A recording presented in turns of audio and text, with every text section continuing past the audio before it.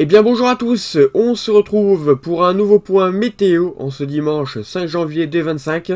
On se retrouve pour faire un point sur le temps qui est attendu pour cette semaine, avec vous allez voir déjà le coup de vent qui va concerner donc les régions de l'ouest pour cette journée de lundi, mais également d'autres choses à surveiller donc pour cette semaine, donc pas mal de choses à dire.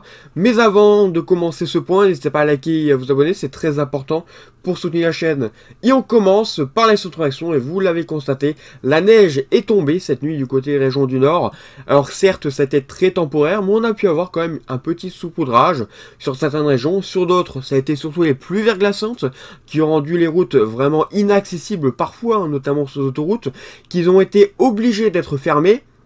Donc c'est un phénomène, comme je vous avais dit, dangereux, hein, et c'est pour cela qu'il fallait rester très prudent sur route et éviter tous les placements. Maintenant, pour cette journée de dimanche, le redout est arrivé, vous l'avez constaté avec des températures beaucoup plus douces, notamment du côté de la moitié sud, mais aussi du côté de la moitié nord. On est quand même passé de gelée à 11 degrés, hein, donc des températures douces quand même pour la saison, mais ça va changer parce qu'on va voir l'arrivée d'un coup de vent, d'un fort coup de vent, voire même d'une tempête, hein, on n'est pas loin hein, du seuil de tempête, on peut en parler, donc sur les régions de l'ouest, avant l'arrivée d'air de nouveau beaucoup plus frais, voire froid sur certaines régions.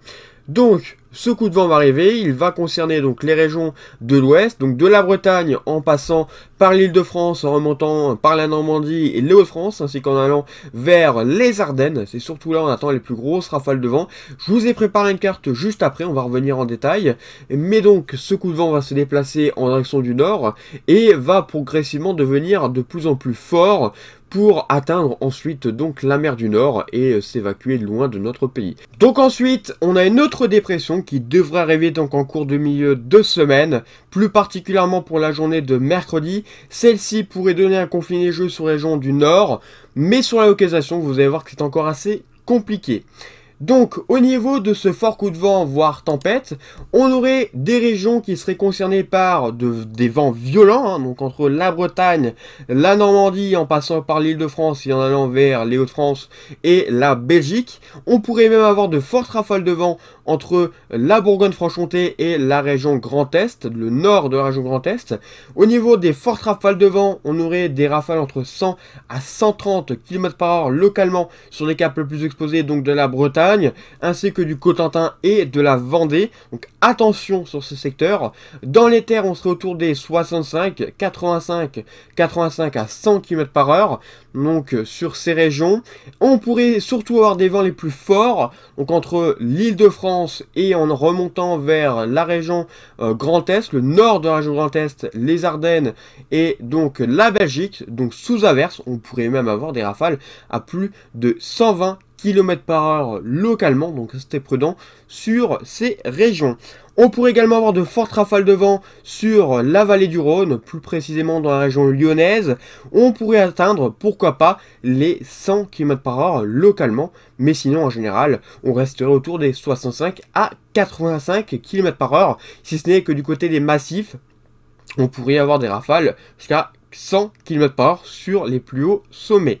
Ensuite, au niveau de ce conflit neigeux, je vous en parlais, on aurait des régions le plus au nord qui seraient concernées, hein, c'est-à-dire que ça peut être aussi bien le nord, donc c'est-à-dire les Hauts-de-France, ou ça peut être aussi bien le Royaume-Uni, donc ne pas nous concerner du tout au niveau de ce conflit neigeux. La zone en jaune, c'est la probabilité assez faible, mais qui est tout de même possible hein, au niveau des décalages. Mais sinon, la zone la plus à risque, ça reste quand même la Bretagne, la Normandie, l'Île-de-France, en allant vers les Hauts-de-France et vers le sud du Royaume-Uni. Hein. Donc ça serait surtout ces régions-là. Après, l'écart se faiblit hein, entre donc le Royaume-Uni et les Hauts-de-France en cette journée de dimanche. Ça semblerait plus ces régions. Maintenant, au niveau des quantités, ça semble encore là aussi être assez compliqué parce qu'on a d'énormes divergences entre les modèles, entre des modèles qui voient vraiment un beau conflit neigeux et d'autres qui voient à peine quelques centimètres. Mais ça, évidemment, on en reparlera dans un prochain point météo. Et bien voilà, merci d'avoir suivi ce point et on se retrouve donc bientôt pour un nouveau point météo. Bonne fin de week-end, une bonne semaine.